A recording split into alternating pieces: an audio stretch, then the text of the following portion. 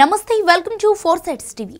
BJP ప్రభుత్వం ప్రవేశపెట్టిన రైతు చట్టాలపై రైతులు ఏడాదిన్నర బంద్ చేపట్టడంతో ప్రధాని మోడీ దిగివచ్చి ఆ చట్టాలను తొలగిస్తామని 2 ఏళ్ల క్రితం చెప్పారు. ఇప్పటికీ ఆ చట్టాలను తొలగించకపోవడంతో రైతులు మళ్లీ ఢిల్లీలో ఆందోళన బాట చేపట్టారు. వారికి మద్దతుగా తెలంగాణ కాంగ్రెస్ ప్రభుత్వం ఆధ్వర్యంలో ఆందోళనను చేపట్టేందుకు ఇందిరా పార్క్ వద్ద రైతు సంఘం నాయకులు వెళ్లారు. అయితే అప్పటికే బీఆర్ఎస్ నేతలు అక్కడికి చేరుకొని రైతులకు మద్దతు తెలపడంతో కాంగ్రెస్ నాయకులు అక్కడి నుంచి వచ్చేశారు. గతంలో 3 చట్టాలు వచ్చినప్పుడు స్పందించని బీఆర్ఎస్ కాంగ్రెస్ ఏర్పాటు చేసిన నిరసన దీక్షలో గులాబీ జెండాలతో వచ్చి సంఘీభావం తెలపటం ఏమిటని కిసాన్ కాంగ్రెస్ జాతీయ ఉపాధ్యక్షులు శ్రీ కోదండరెడ్డి, టీపీసీసీ కిసాన్ కాంగ్రెస్ చైర్మన్ శ్రీ అన్వేష్ రెడ్డి మండిపడ్డారు. 2014లో మోదీ గారు ప్రధానమంత్రిగా కేంద్రంలో బీజేపీ అధికారానికి వచ్చింది. అంతకంటే ముందు 10 సంవత్సరాలు కేంద్రంలో కాంగ్రెస్ పార్టీ మన్మోహన్ సింగ్ గారి నేతృత్వంలో సోనియా గాంధీ గారు చైర్పర్సన్గా, వామపక్ష పార్టీలు కూడా కాంగ్రెస్ పార్టీతో కలిసి అధికారానికి వచ్చినాం. 2004 నుంచి 14 వరకు దేశంలో ప్రత్యేకంగా వ్యవసాయానికి సంబంధించి రైతు ప్రయోజనాలను దృష్టిలో పెట్టుకొని వ్యవసాయ కూలీలకు న్యాయం చేయడానికి అప్పటి కాంగ్రెస్ పార్టీ అధికారంలో ఉన్నప్పుడు అనేక సంస్కరణలు తీసుకొచ్చింది.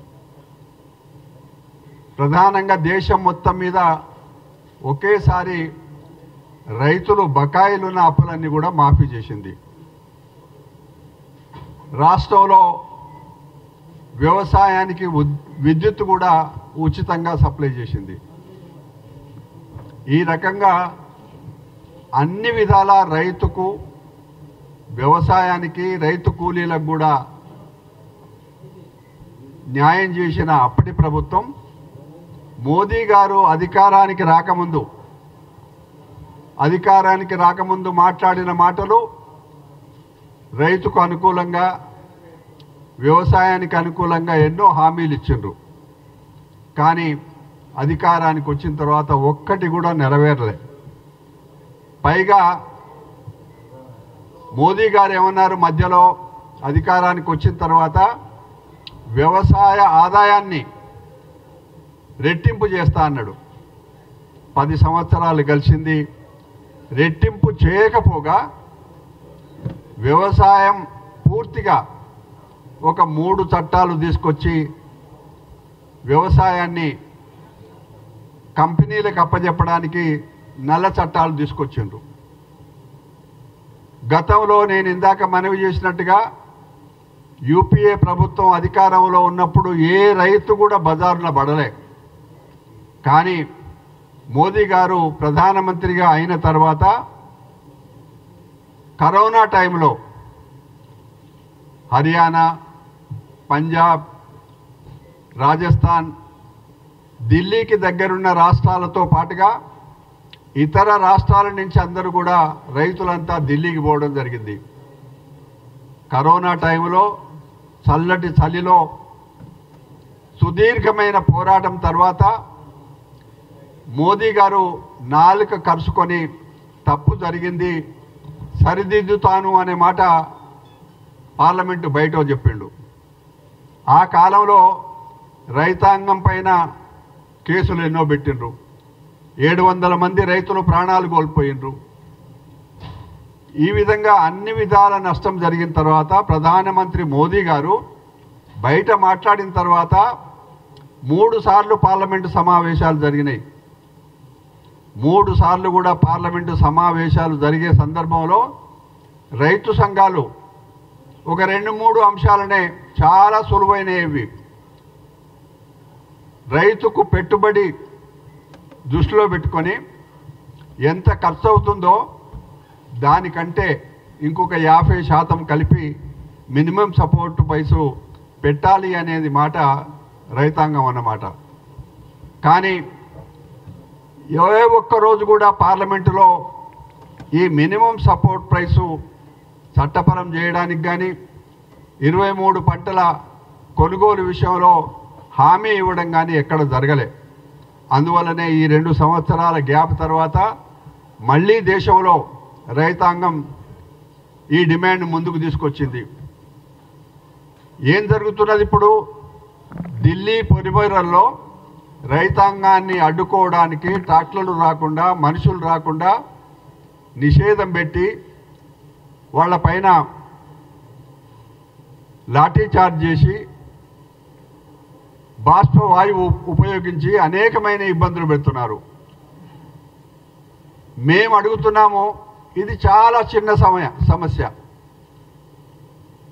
ప్రధానమంత్రి గారు ఢిల్లీకి పిలుచుకొని మాట్లాడి సమస్య పరిష్కారం చేయాల్సిన బాధ్యతను పక్కన పెట్టి వాళ్ళని ఎక్కడో విదేశాల నుంచి వస్తున్న వాళ్ళలాగా వాళ్ళ మీద ఈ విధంగా దౌర్జన్యం చేయడము కాంగ్రెస్ పార్టీ తీవ్రమైన విషయంగా భావించి, రాహుల్ గాంధీ గారు న్యాయ పదయాత్రలో ఉన్నప్పుడు కూడా దీని విషయంలో మోదీ గారిని ఈ సమస్య పరిష్కారం చేయమని చెప్పి రాహుల్ గాంధీ గారు ప్రభుత్వానికి చెప్పడం కూడా జరిగింది. నిన్నగాక మొన్న ఏఐసిసి ప్రెసిడెంట్ మల్లికార్జున్ ఖర్గే గారు ఏఐసిసి ఆఫీసు నుంచి ఒక స్టేట్మెంట్ కూడా విడుదల చేసిండ్రు. మేమంతా రైతాంగం పక్కన ఉంటాం. మొన్ననే ఏఐసిసి ప్లీనరీ సదస్సు జరిగినప్పుడు ఆ సమావేశాలలో ఒక విస్తారమైన హామీలతో పాటు ఛత్తీస్గఢ్లో ఒక తీర్మానం కూడా చేయడం జరిగింది. ఆ తీర్మానంలో మేము అధికారానికి వచ్చిన తర్వాత మద్దతు ధరను పెంచడమే కాకుండా, శాస్త్రీయబద్ధంగా పెంచడమే కాకుండా దాన్ని చట్ట పరిధిలోకి తెస్తాము అనే మాట మాట్లాడడం జరిగింది. కాబట్టి మేము ఈరోజు పెద్దలు చెన్నారెడ్డి గారు, ఈ పక్కన రాష్ట్ర కాంగ్రెస్ కిసాన్ కాంగ్రెస్ అధ్యక్షుడు, అట్లే శ్రీకాంత్ గారు వరంగల్ కిసాన్ కాంగ్రెస్ నాయకుడు, ఇక్కడ మేము మాట్లాడేది ఏంటంటే ఈరోజు బంద్ ఉభయ కమ్యూనిస్టు పార్టీలతో కలిపి ఇందిరా పార్క్ దగ్గర ఈరోజు నిరసన తెలపాల్సిన అవసరం ఉండే. కానీ నిన్నటి వరకు మాట్లాడలే. కేసీఆర్ గారు ఈ 3 చట్టాలు తీసుకొచ్చినప్పుడు పార్లమెంటులో, లోకసభలో కానీ రాజ్యసభలో కానీ ఆ చట్టాలు మంచివి కావు, ఉపసంహరించుకోండి అని చెప్పి అప్పుడున్న టీఆర్ఎస్ పార్టీ పేరుతో ఉన్నవాళ్ళు కానీ బీఆర్ఎస్ కానీ ఏ రోజు కూడా మాట్లాడలే. ఈరోజు కాంగ్రెస్ పార్టీ, రాష్ట్ర కాంగ్రెస్ పార్టీ అన్ని ఏర్పాట్లు చేసి ఉభయ కమ్యూనిస్టు పార్టీలు, ట్రేడ్ యూనియన్లు, ఒక్క భారతీయ జనతా పార్టీ బీఆర్ఎస్ తప్పితే అందరం కూడా కలిసి నిరసన తెలపడానికి మేము అన్ని ఏర్పాట్లు చేస్తే అక్కడ గులాబీ జెండాలు పెట్టుకొని వచ్చి అక్కడ కూర్చున్నందుకు ఆన్వేష్ రెడ్డి గారు కిసాన్ కాంగ్రెస్ పార్టీ పక్షాన మేము ఈ సమావేశంలో పాల్గొనము, మీరు బీఆర్ఎస్ రైతులకు మోసం చేసింది, నల్ల చట్టాలు వచ్చినప్పుడు మీరు మాట్లాడలేదు, మళ్ళీ ఈరోజు వచ్చి జెండాలు పెట్టుకొని పిలువని పేరంటానికి వచ్చింది కాబట్టి మేము పాల్గొనమని చెప్పి నిరసన తెలియజేసి ఇక్కడికి వచ్చినాం. అదంతా మేమే ఏర్పాటు చేసిందే. జిల్లాల నుంచి మా మనుషులు వచ్చిండ్రు, రైతులు వచ్చిండ్రు, ట్రేడ్ యూనియన్ నాయకులు వచ్చిండ్రు. కానీ ఎట్లా ఉన్నదో చూడండి బీఆర్ఎస్ పార్టీ ఆలోచన. సమయం వచ్చినప్పుడేమో మాట్లాడరు, పార్లమెంటులో మాట్లాడరు, బయట వచ్చి దొంగ నాటకాలు ఆడడం ఇది కాంగ్రెస్ పార్టీ తీవ్రంగా ఖండిస్తున్నది.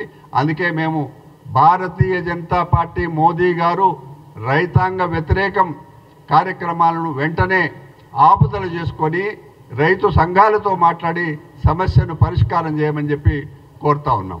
గౌరవనీయులు కోదండరెడ్డి గారు వారు తెలియజేసిన విషయాలన్నిటితో ఏకీభవిస్తూ ఢిల్లీ సరిహద్దుల్లో రైతాంగం తరఫున పోరాటం చేస్తున్నటువంటి, ఉద్యమం చేస్తున్నటువంటి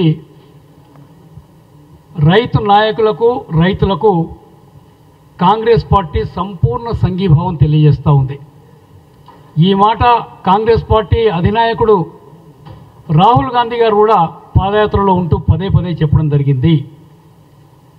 ఈ మధ్యనే డాక్టర్ ఎంఎస్ స్వామినాథన్ గారు భారతదేశంలో హరిత విప్లవానికి పితామహుడు, వారికి భారతరత్న ఇచ్చి మనం వారిని గౌరవించుకోవడం జరిగినది.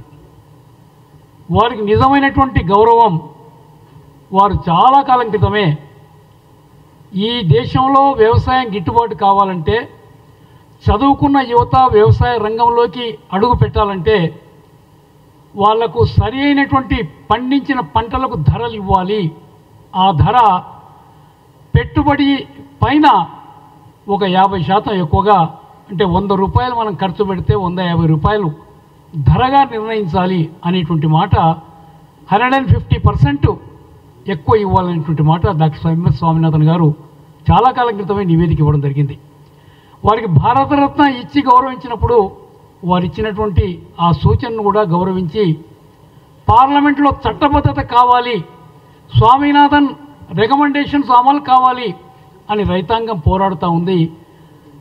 నిన్న జరిగినటువంటి పార్లమెంట్ సమావేశాల్లో ఈ ధరలకు చట్టబద్ధత కల్పిస్తూ 150% ధరలు పెంచి ఇస్తామని మాట చెప్పింటే అది నిజమైన నివాళి డాక్టర్ ఎంఎస్ స్వామినాథన్ గారికి అనేటువంటి మాట కూడా నేను మీతో మనవి చేస్తూ ఉన్నాను. అది కాకుండా గతంలో ఇప్పుడే కోదండరెడ్డి గారు చెప్పినట్టుగా 3 నల్ల చట్టాలు, తెలివి ఉండే ఏ ప్రధానమంత్రి కూడా ఇలాంటి నల్ల చట్టాలని భారతదేశంలో రైతాంగానికి వ్యతిరేకంగా అమలు చేయడానికి సాహసం చేయడు.